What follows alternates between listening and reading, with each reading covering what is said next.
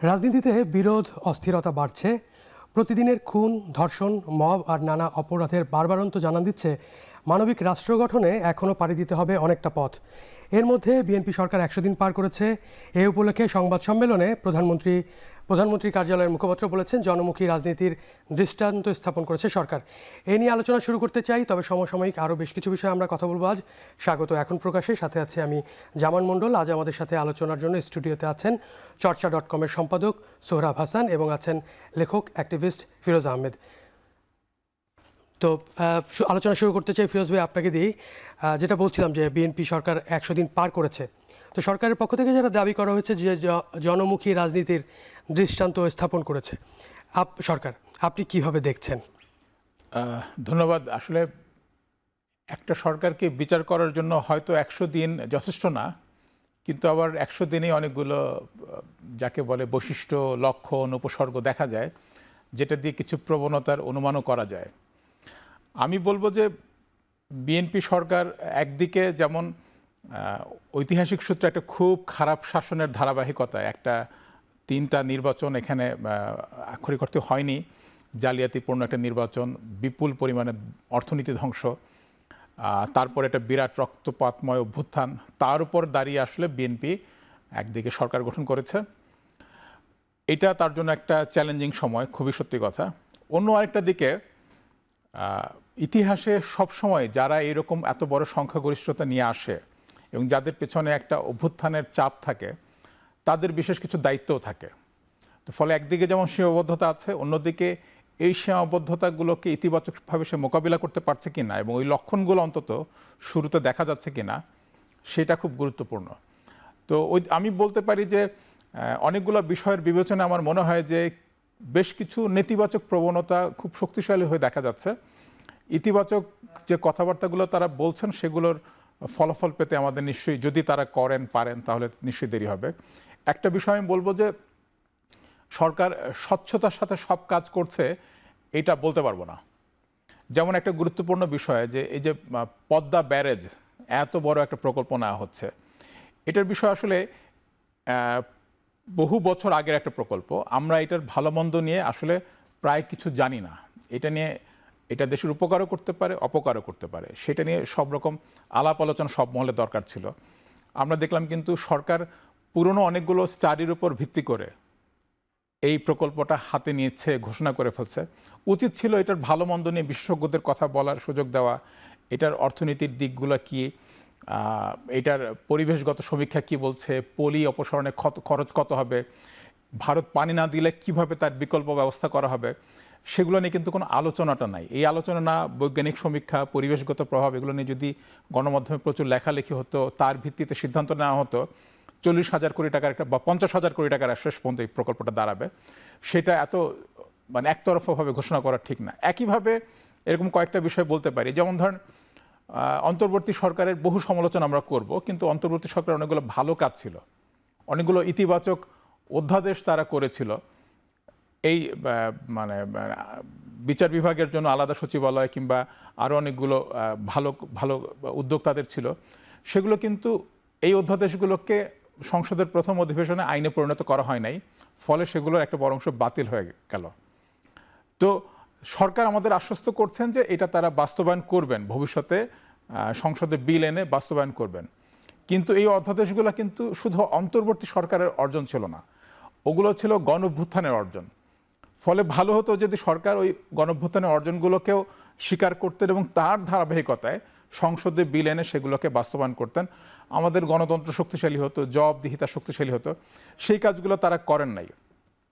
তো তারা কিছু ভালো ভালো কথা বলছেন, উদ্যোগ নিচ্ছেন যে এই পানি ধরে রাখার জন্য খাল খনন করা কিংবা কৃষকের জন্য কার্ডের ব্যবস্থা করা, এগুলো কত ভালো কাজ করবে সেটা আমরা দীর্ঘমেয়াদে বলতে পারবো, কিন্তু স্বল্প মেয়াদে বলা যায় যে বাংলাদেশে এটা অন্তর্বর্তী সরকারের একটা ব্যর্থতা ছিল, বর্তমান সরকারও খুব উদ্যোগ নিতে পারল না। এই যে 550-এর বেশি, আজকেও দেখলাম 17 জন শিশু মারা গেলেন হামে, তো পুরো ব্যাপারটা কিন্তু ভয়ানক এবং রহস্যময়।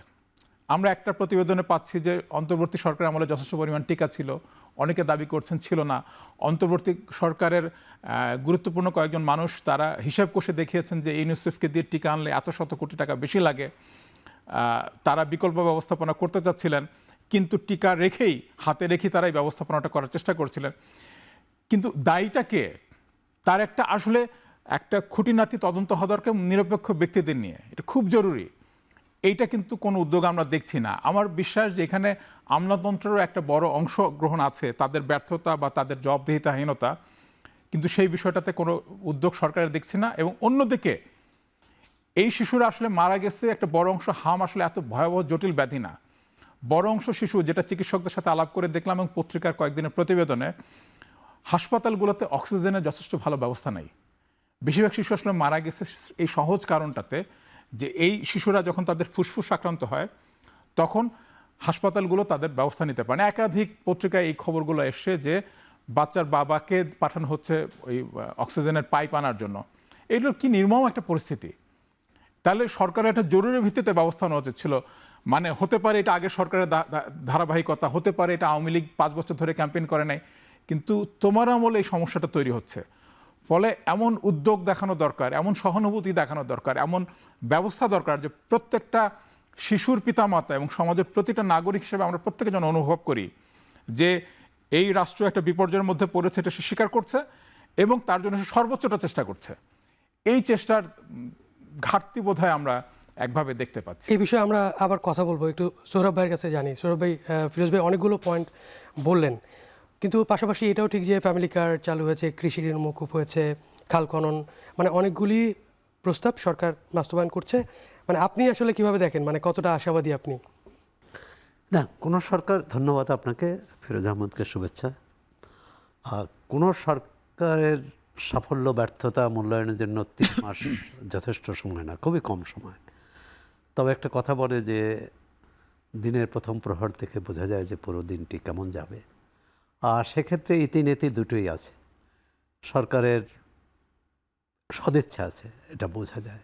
বিশেষ করে গণবান্ধব বেশ কিছু কর্মসূচি যদি বলি, ফ্যামিলি কার্ড, কৃষকের ঋণ মওকুফ করা, কিন্তু এটার বাস্তবায়ন হবে কিভাবে, মানে পাইলট প্রোগ্রাম হচ্ছে, কিন্তু এখন সার্বিকভাবে এর সুফল জনগণ কতদিনে পাবে, কিভাবে পাবে, এটা একটা বিরাট প্রশ্ন।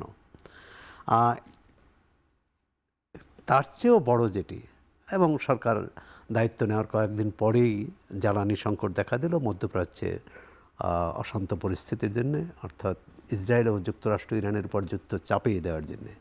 সেটা এই সরকারের হাতে নেই, যদিও সেই সরকারের পক্ষ থেকে প্রথম যে বিবৃতিটা দেওয়া হয়েছিল আক্রান্ত এবং আক্রমণকারীর প্রতি উভয়ের প্রতি সমান দৃষ্টিভঙ্গি, যেটি পরবর্তীকালে বেশ সমালোচনা হয়েছিল এবং পরে আরেকটি বিবৃতি দেওয়া হয়। বিষয়টা হচ্ছে এই সরকারের যদি বলি যে 3 মাসে যে কাজটি করতে পারেনি, সেটা হচ্ছে রাজনৈতিক বিরোধ বা সংকটের মীমাংসা করতে না পারা। আমাদের 55 বছরের রাজনৈতিক ইতিহাস হচ্ছে বিরোধ জিয়ে রাখা, একে অপরকে অগ্রাহ্য করা, অস্বীকার করা এবং সিদ্ধান্ত চাপিয়ে দেওয়ার প্রবণতা। এটি স্বাধীনতার পর পরবর্তীকালে তো সামরিক শাসন যেভাবে চলে সেটা, কিন্তু জুলাই অভ্যুত্থানের পর তো ছিল যে রাষ্ট্রের অন্তত আমরা ধরে নেই যে যারা অভ্যুত্থানের মাধ্যমে বিতাড়িত হয়েছে সেই রাজনৈতিক শক্তিকে নির্বাচনে আসতে দেয়নি, কিন্তু যারা নির্বাচন করেছে, যারা সংসদে এখন উপস্থিত আছে, তাদের এই রাজনৈতিক শক্তিগুলোর মধ্যেও কিন্তু বা রাজনৈতিক দলগুলোর মধ্যেও ন্যূনতম ঐক্য নেই এখন। অবস্থাটিকে অনাস্থার। গণতন্ত্র চলে আস্থার উপর, পারস্পরিক আস্থা না থাকলে গণতন্ত্র কার্যকর। এখানে সৌরভ একটু ইন্টারাপ্ট করি। আজকে যে সংবাদ সম্মেলনটা হয়েছে সেখানে মাহাদি আমিন, যিনি প্রধানমন্ত্রীর কার্যালয়ের মুখপাত্র, উনি বলেছেন যে সরকারের বিরুদ্ধে ষড়যন্ত্র হচ্ছে। কয়েকদিন আগে প্রধানমন্ত্রীও বলেছেন যে সরকার যে পরিকল্পনাগুলো নিচ্ছে সেগুলো ভেস্তে দেওয়ার জন্য নানা রকম ষড়যন্ত্র হচ্ছে এবং যারা পালিয়ে গেছে তাদের সাথে বিরোধীদের একটা যোগাযোগ রাখছে, এরকম একটা কথা উনি বলেছেন। তো বাংলাদেশের প্রতিটি সরকারই তার ব্যর্থতা, তার দায়, অথবা তিনি সরকার যেটা না করতে চায় সেজন্য কিন্তু বিরোধীদের উপর এই ষড়যন্ত্র তত্ত্ব, এই কী বলে বিরোধীদের চক্রান্ত এবং বিরোধিতা, এসব তত্ত্ব দেওয়া হয়। মাহাদি আমিন যে এটা সংবাদ সম্মেলনে বলেছেন, একদিন আগে প্রধানমন্ত্রীও কিন্তু এই কথা বলেছেন। এখন এই দুটোর মধ্যে একটা যোগসূত্র আছে, তাতে কিন্তু আরও উদ্বেগের বিষয় তাহলে বিরোধী দলের সাথে সরকারের সম্পর্কটা কেমন হবে। বিষয়টা হচ্ছে জুলাই অভ্যুত্থান, জুলাই অভ্যুত্থানের মধ্য দিয়ে যে জুলাই সনদ হলো সেটি বাস্তবায়ন হবে কিনা। ফিরোজ আহমদ বলেছেন যে বিচার বিভাগের স্বাধীনতার পক্ষে যে অধ্যাদেশগুলো জারি করা হয়েছিল এই অধ্যাদেশগুলো এই সরকার রাখেনি, অনেক অধ্যাদেশ রেখেছে। এমনকি আওয়ামী লীগের কার্যক্রম নিষিদ্ধ থাকার ব্যাপারে সরকারি দল বিরোধী দল একমত হয়েছে, কিন্তু জুলাই সনদের ব্যাপারে একমত হয়নি, গণভোটের ব্যাপারে একমত হয়নি। অর্থাৎ রাজনৈতিক প্রশ্নের মীমাংসা না হলে মানে গণতন্ত্র কাজ করবে না, অর্থনৈতিক উন্নয়নও থমকে যাবে। এখন আজকে, এবং এটা খুব আশ্চর্য যে যেটি আওয়ামী লীগ সরকারে আমরা দেখতাম যে আওয়ামী লীগ যেভাবে নির্বাচন করেছে মনে করছে বিরোধী দল আসেনি, আর সুতরাং আমরা আমাদের মতো নির্বাচন করেছি, জনগণ আমাদের ভোট দিয়েছে, এটা বলেছে। এখন আজকে বিএনপির কণ্ঠে কিন্তু এই ধরনের কথা যে জনগণ আমাদের ভোট দিয়েছে, সুতরাং আমরা যা করব। এবং 2/3 সংখ্যাগরিষ্ঠতা বাংলাদেশের যে কোনো দলের জন্য খুবই বিপজ্জনক। এই বিপদ কিভাবে সরকার কাটিয়ে উঠবে সেটি সরকারই জানে। কিন্তু আমি মনে করি প্রথম রাজনৈতিক প্রশ্নের মীমাংসা হওয়া উচিত। জুলাই সনদ এটা এমন আহামরি নয়, এটা রাষ্ট্রের মৌলিক কোনো সংস্কার নাই। এখানে উপরিকাঠামোর সরকার পরিচালনা, এবং একটাই যদি বলা হয় যে স্বৈরতন্ত্র ঠেকানোর একটা চেষ্টা, এটা নিয়ে যদিও নানা গোজামিল আছে, তো এইটার ব্যাপারে একমত হতে পারবে না কেন? প্রধানমন্ত্রী রাষ্ট্রপতির সাথে মধ্যে সম্পর্ক, রাষ্ট্রীয় প্রতিষ্ঠানগুলোর আর একটু গণতন্ত্রায়ন করা। তারপরও আমরা জানি যে আমাদের যে গণতান্ত্রিক ব্যবস্থা, আমাদের যে রাজনৈতিক ব্যবস্থা, তাতে ক্ষমতাসীন দল বিরোধী দলেরকে আস্থায় এনেও কিন্তু তার সিদ্ধান্ত, তার ইচ্ছে বাস্তবায়ন করতে পারে।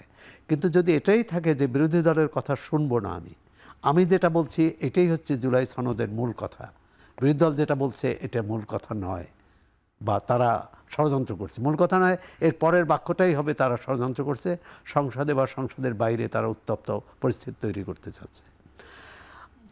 বিরোধী দলের পক্ষ থেকেও যেটি বলবো, বিরোধী দলের দায়িত্ব যেটি, যে শুধু বিরোধিতা নয়, কোথায় কোথায় আছে জনজীবনের সংকট নিয়ে তো বিরোধী দল কোনো কথা বলেনি, মার্কিন যুক্তরাষ্ট্রের সাথে চুক্তি নিয়ে কোনো কথা বলেনি, জ্বালানি সংকট নিয়ে কথা বলেনি, মানে কথা বলেনি, হয়তো কোনো প্রশ্ন করেছে মন্ত্রীকে, সেটির আইন শৃঙ্খলা পরিস্থিতি 3 মাসে কিন্তু এই সরকারে আরেকটি যদি বলি যে অসফলতা, যদি ব্যর্থতা নাও বলি, সেটা হচ্ছে আইন শৃঙ্খলা পরিস্থিতির উন্নয়ন করতে না পারা।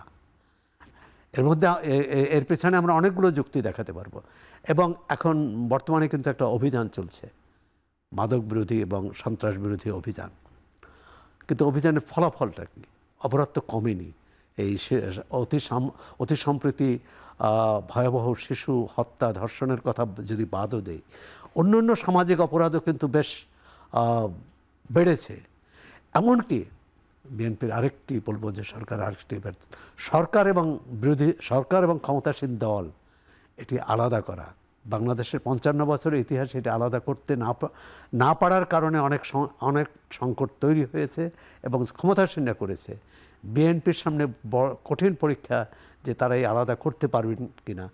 সর্বশেষ উদাহরণ ঝিনাইদহ, সেখানে এনসিপি নেতারা যখন মামলা দিতে গেছেন মামলা নেয়নি, এবং বিএনপি নেতারা যখন মামলা দিয়েছে সেই এনসিপি নেতাদের বিরুদ্ধে সেই মামলা নেওয়া হয়েছে। তাহলে আসলে হচ্ছে যে কাগজপত্রের সংস্কার, আইনের সংস্কার আর বাস্তবের সংস্কার দুটো কিন্তু আলাদা। জি সৌরভে, আমরা আসবো আবার, আমরা একটা বিরতি নেই, বিরতি নিয়ে আবার আসছি। দর্শক, এখন প্রকাশে নিচ্ছে একটি বিরতি, ফিরছি একটু পর, সাথে থাকুন।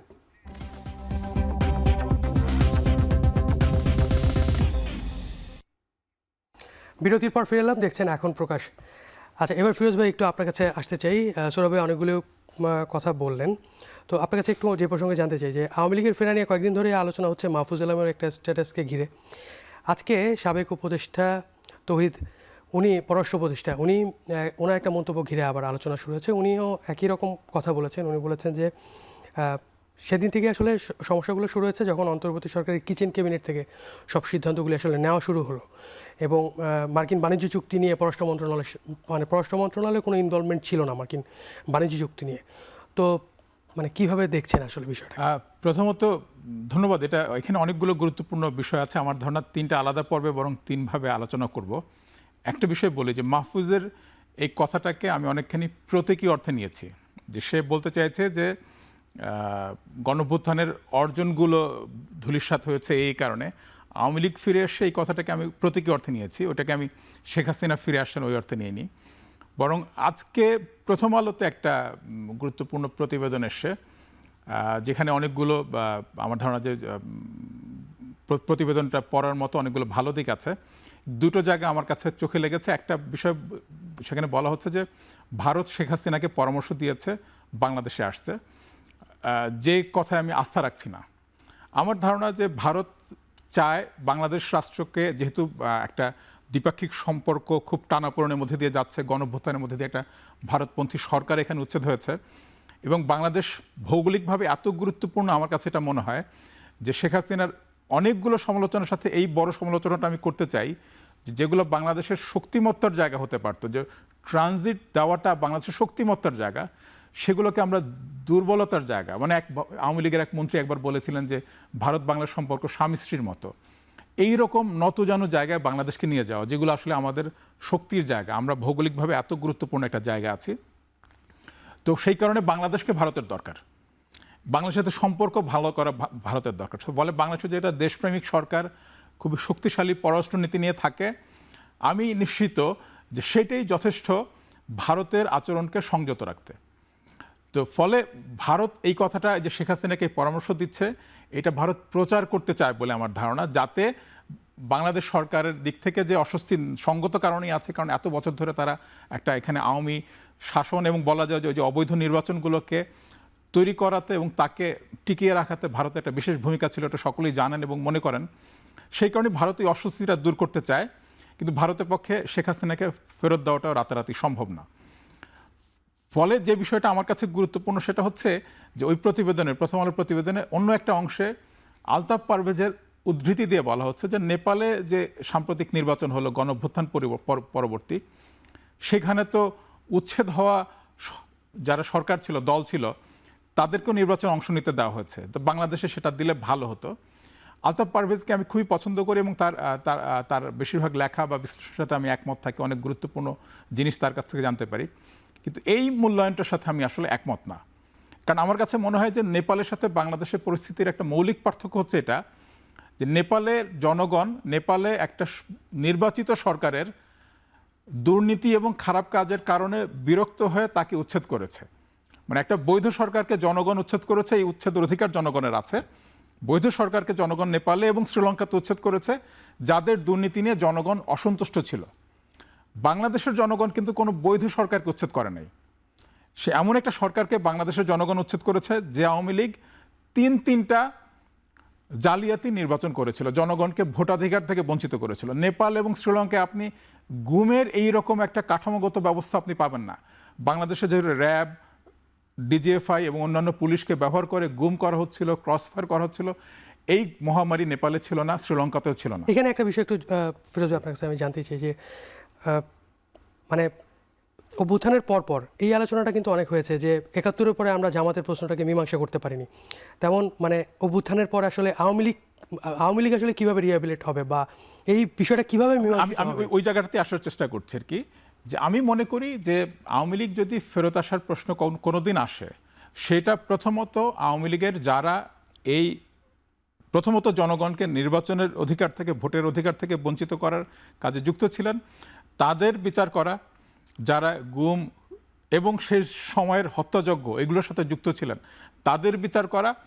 তারপরে প্রশ্ন আসতে পারে এই দলটার পুনরুজ্জীবন বলি, তার কাজকর্ম ফেরত আসা বলি।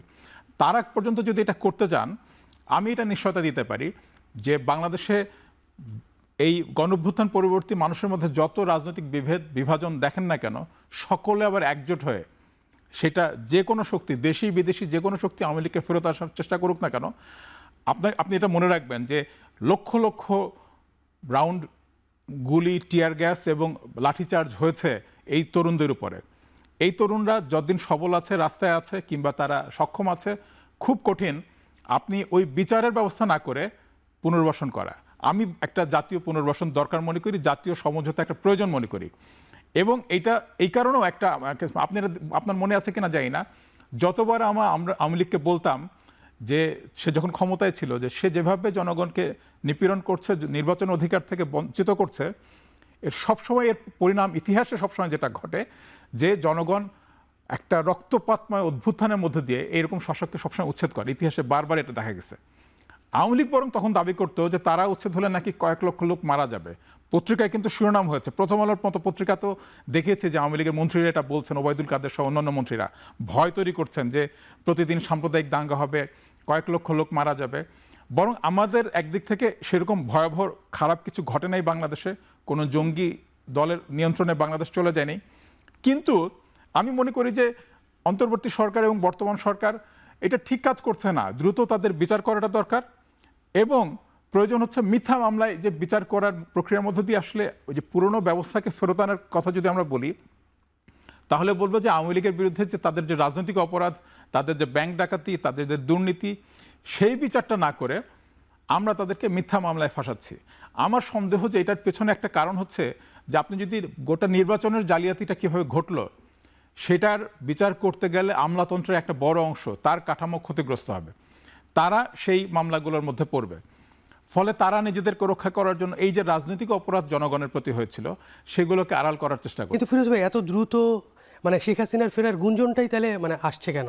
এইটা মানে আপনি যে যে একটা দেখবেন যে এই যে বলা হচ্ছে যে ষড়যন্ত্র বর্ণনের কথাগুলো, এইগুলো সব দিক থেকেই করা হয়। একটা দিকে ব্যাপার হচ্ছে যে সরকার সবসময় ষড়যন্ত্র বা এই ধরনের কথাবার্তা তৈরি করে নিজেকে সুদৃঢ় করতে চায়।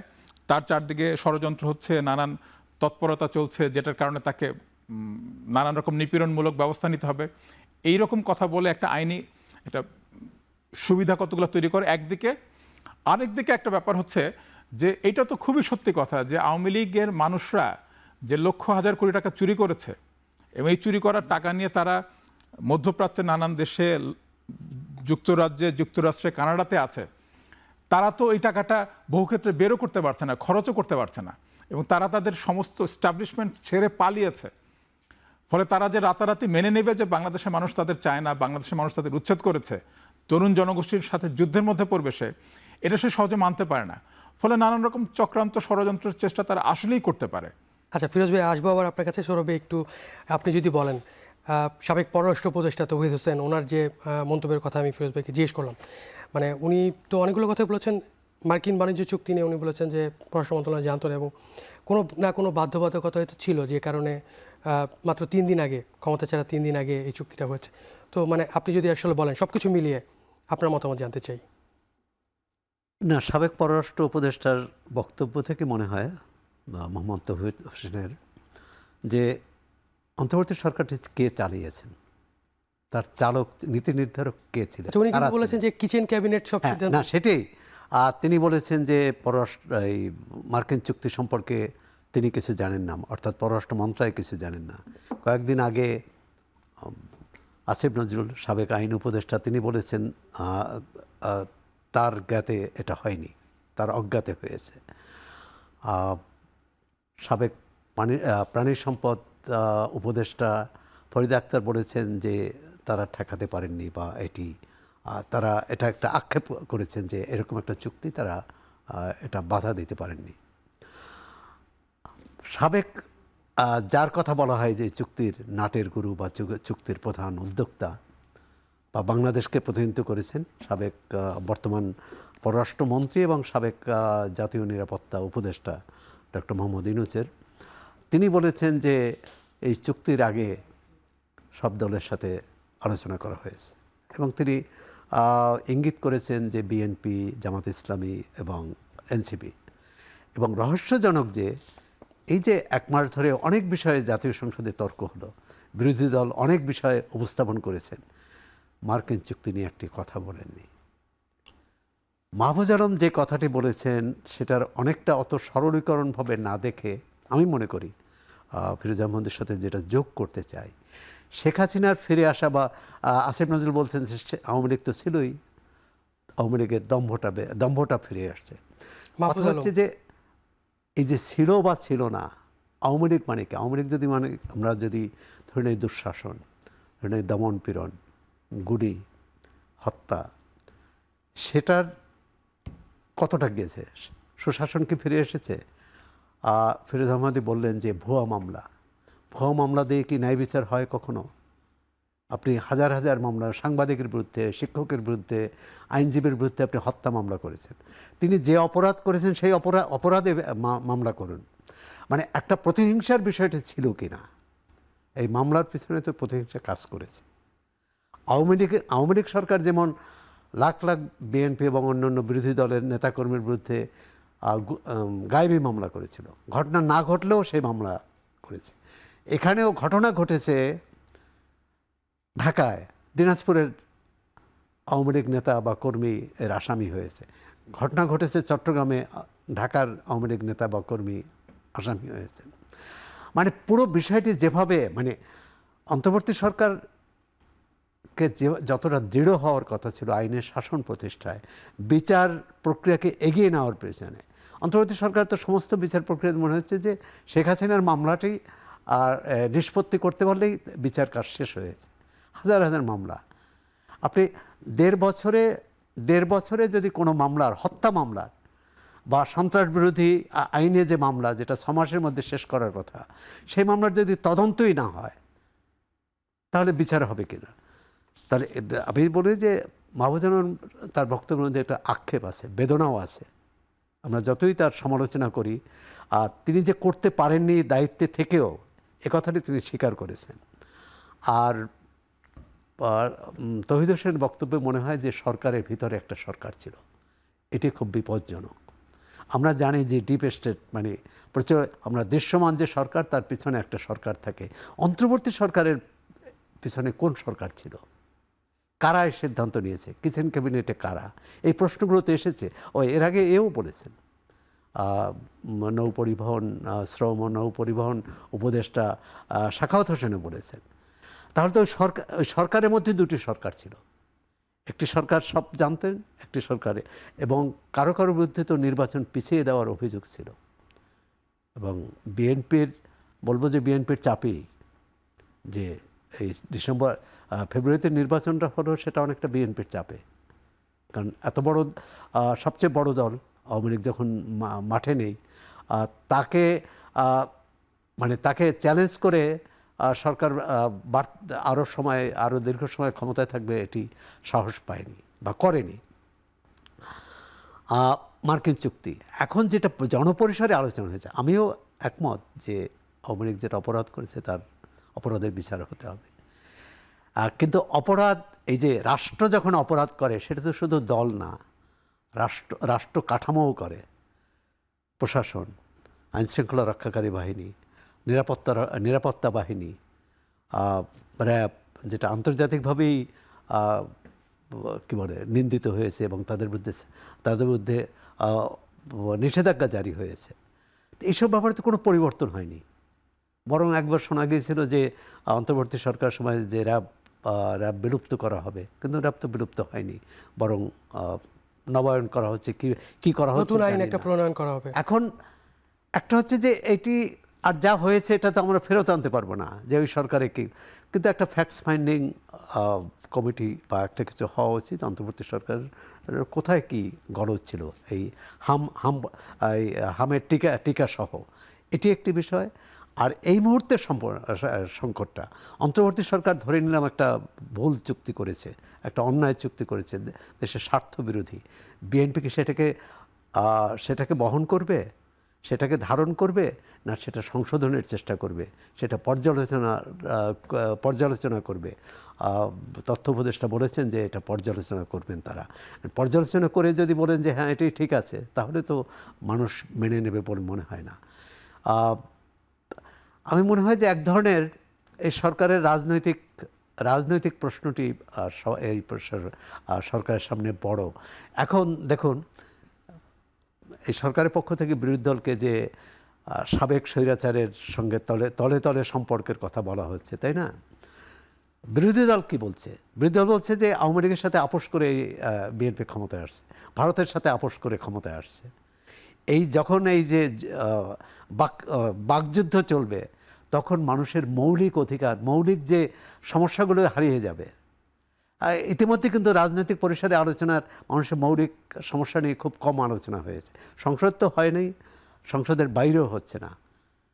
সরকার যেসব কর্মসূচি নিয়েছে ঠিক আছে, কিন্তু সেটি দেশের অর্থনৈতিক কাঠামো গড়ে তোলা, 60,000 কোটি টাকার বন্ধ কারখানা খুলে দেওয়ার জন্য 60,000 কোটি টাকা প্রণোদনা ঘোষণা করা হয়েছে, খুব ভালো। কিন্তু এটা যথাযথ লোক পাবে কিনা, আবার সেই ঋণটি ফেরত আনা যাবে কিনা। পদ্মা ব্যারেজ নিয়ে ফিরোজ আহমদ বলেছে, আমিও মনে করি পদ্মা ব্যারেজ একটি অলিক এবং অতি আশাবাদী প্রকল্প। প্রথমত হচ্ছে এটি আন্তঃনদীর যে আন্তঃসীমান্ত নদী, সীমান্তের ওপারের যারা ওপারের রাষ্ট্রের সহযোগিতা ছাড়া এটি বাস্তবায়ন করা সম্ভব না। দ্বিতীয়ত হচ্ছে এ ধরনের বড় বাঁধ, বিশাল বাঁধ মানে কোনো দেশের অর্থনীতিকে এগিয়ে নেয়নি। পরিবেশের জন্য যে ঝুঁকি তৈরি করবে, ওই বাঁধের চারপাশের মানুষের জীবন জীবিকা যে হুমকির মুখে পড়বে, সে ব্যাপারে সরকারের সুষ্ঠু পরিকল্পনা আছে কিনা। এতগুলো লোককে এক পদ্মা সেতু বা আর আমাদের যে কোনো প্রকল্পের জন্য তো সাধারণ মানুষ উচ্ছেদ হয়, সাধারণ শ্রমজীবী মানুষ উচ্ছেদ হয়, যার হয়তো ওই পদ্মা ব্যারেজের আশেপাশে 5 বিঘা জমি আছে, সে 5 বিঘা জমি হয়তো এই প্রকল্পের অধীনে চলে যাবে। সে কোথায় জমি পাবে? আপনি তাকে টাকা দিতে পারবেন, জমি তো দিতে পারবেন না। মানে আমার মনে হচ্ছে যে এটাই একাডেমি মানে যারা গবেষণা করেন, অর্থনীতিবিদ, পরিবেশবিদ, এই পরিসরে ব্যাপক আলোচনা হওয়া উচিত, তারপর সরকার সিদ্ধান্তটা নেওয়া উচিত। কিন্তু সরকার আগে থেকে সিদ্ধান্ত নিয়েছে, এটা একটি রাজনৈতিক সিদ্ধান্ত। কি একটা হতে পারে যে ভারত অনেক দিক থেকে আমাদের চাপে ফেলছে, তাদেরও একটা চাপ দেওয়ার জন্য এটা করা। কিন্তু এই প্রকল্পটি কিন্তু আওয়ামী লীগ সরকারের আমলেও করার কথা ছিল, মানে তারা উদ্যোগ নিয়েছিল, ভারত রাজি হয়নি বলে সেটি তারা করেনি। জি সৌরভ ভাই, আমরা আবার আলোচনা করবো এই নিয়ে। আমরা একটা বিরতি নিতে হবে, বিরতির পর ফিরে এসে আমরা আসলে যে বিষয়টা নিয়ে কথা বলতে চাই যে তাহলে আমাদের সবার মধ্যে যে নতুন বন্দোবস্তের আকাঙ্ক্ষা তৈরি হলো সেটা কত দূর, এ বিষয়ে আমরা কথা বলবো। দর্শক, এখন প্রকাশ্যে আরেকটি বিরতি নিচ্ছি, ফিরছি একটু পর, সাথে থাকুন।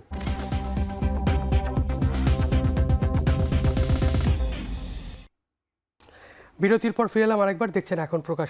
সৌরভ ভাই, যে বিষয়টা নিয়ে আপনাকে জানতে চাইলাম আপনার কাছে, তাহলে নতুন বন্দোবস্ত নিয়ে আমরা অনেক কথা বলেছি, বা সেই আকাঙ্ক্ষাটা আসলে কত দূর? আকাঙ্ক্ষা তো থাকবেই, আকাঙ্ক্ষা না থাকলে মানুষ তো মৃত।